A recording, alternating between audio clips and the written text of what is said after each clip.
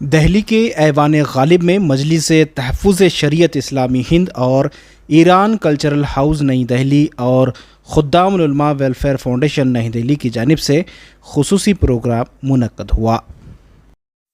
قرآن کریم و تحفظ قبلہ اول مسجد الاقصی کے عنوان پر منعقدہ اس کانفرنس میں فلسطین اور ایران کے ایمبیسڈر موجود رہے۔ اس کے علاوہ دہلی کی معروف شخصیت اختر الواسع اور دیگر اہم شخصیات موجود رہے۔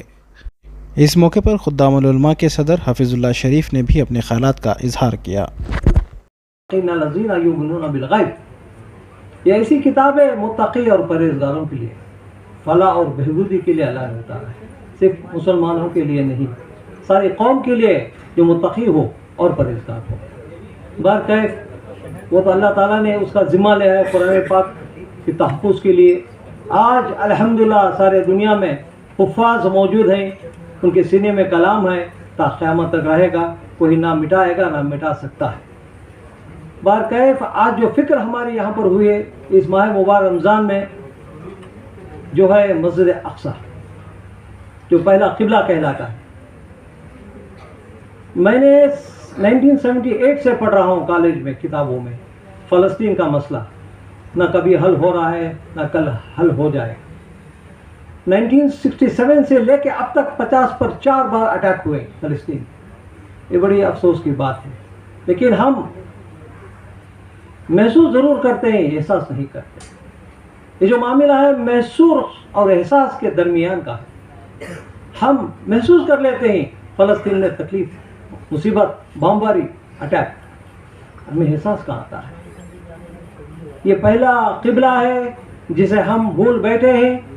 پیارے دوستوں اور بزرگوں، جس طرح ہم حرمین کی زیارت کرتے ہیں، مکہ معظمہ اور مدینہ منورہ کی، اسی طرح پیارے آقا نے جو ہے بیت الاقدس کی زیارت کرنے کے لیے کہا۔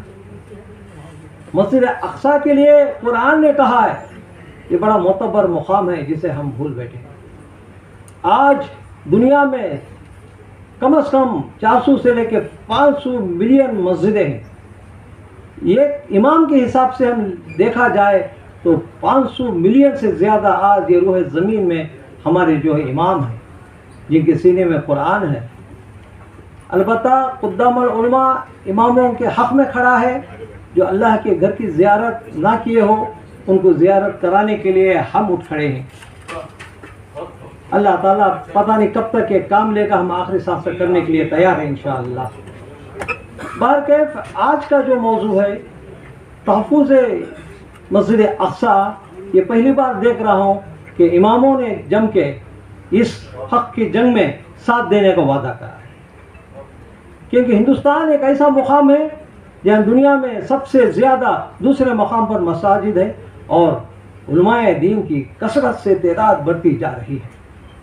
جب تک ہمارے عالم دین بیت الاقدس کے بارے میں نہیں کہتے، جب تک ہم خود وہاں چل کے زیارت نہیں کرتے، کوئی دوسرے ہے نا اس کو قبضہ کر لیتی۔ یہی حال ہو رہا ہے مسجد اقصی کا۔ ہم مسلمانوں کی جو ہے بڑا جو ہے معتبر جو مانا جاتا ہے مسجد اقصی، جہاں پر معراج میں نبی کریم صلی اللہ علیہ وسلم کو اس جگہ سے ہم بھلائے بیٹھے ہیں، اس جگہ کو ہم بھلائے بیٹھے ہیں، تو پھر کیسا یاد کرے؟ چند مٹھی بھر اسرائیل نے اس سے قبضہ کیا ہے۔ میری آواز اس ماں تک جائے جو اسرائیل کے ماں کہلاتے ہیں، اپنے بچوں کو پال کے پیدائش کر کے پال کے جو یہ نہیں سکھایا کہ دوسروں کی ماں ماں ہوتی ہے۔ رمضان مبارک میں جو مائیں جو نماز پڑھ رہے ہیں، جو بہنیں نماز پڑھ رہے ہیں، ان کو دھکم دھکی کر رہے ہیں، ان کو ہلاک کر رہے ہو، ان کو بمباری کر رہے ہیں، کہ یہ نہیں کہہ سکتے کہ ان کی ماں وہ بھی ماں ہے۔ ہندوستان ہو چاہے دنیا کی ہر ماں ماں ہوتی ہے، چاہے آپ کی ماں ہو یا میری ہو، کیا اسرائیل کی ہو۔ اپنے ماؤں پہ اس طرح بم برسا سکتے ہیں؟ کیا ہو گیا ہے آج کے ماحول میں؟ انسانیت کہاں گئی؟ کوئی پوچھنے والا نہیں فلسطین والوں کو، کوئی مسجد اقصی کا وارث نہیں، ایسا سمجھ بیٹھے ہیں۔ آپ کو ایک بات خلاصے کے ساتھ کہتا ہوں کہ مسجد اقصی کیسا ہمارا بنتا ہے۔ عمر فاروق رضی اللہ تعالیٰ نے بنا جنگ کے، بنا خون خرابے کے مسجد اقصی کو، بیت المقدس کو حاصل کیا۔ وہ انسانیت کا نمونہ پیش کرے۔ سلطان صلاح الدین ایوبی 16 بار چڑھاؤ کیا، اس کے بعد جو ہے بیت المقدس کو حاصل کر لیا۔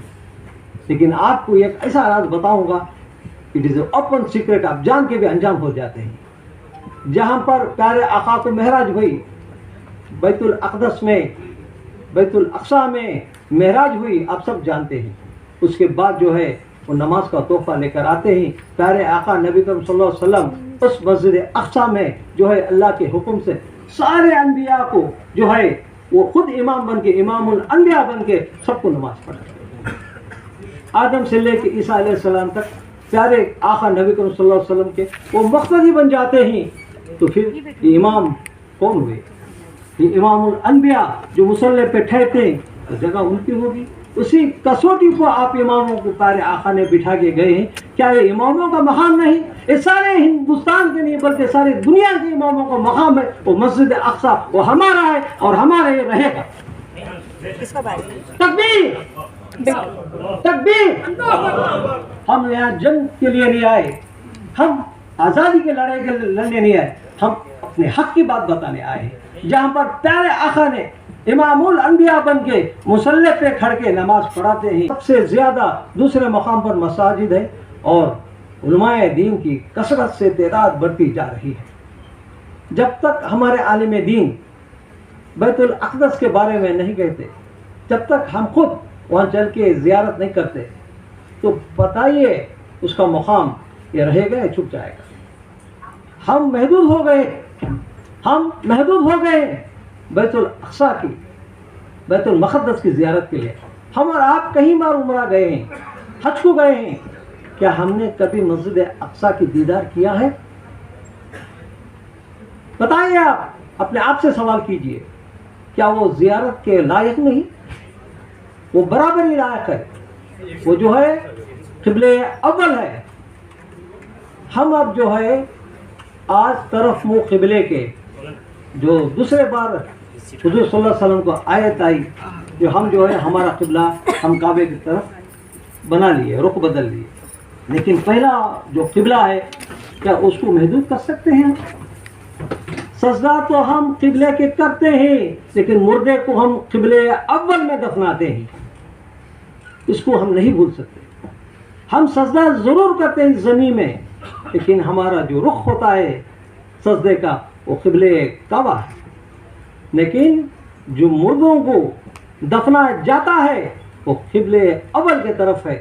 آپ ذرا غور فرمائیے، ایسا مقام ہے جہاں پر ابراہیم خلیل اللہ سے لے کے عیسیٰ علیہ السلام تک پیدائش کی جگہ ہے، وہ بڑی ہی معتبر جگہ ہے جسے ہم محدود کرتے ہیں۔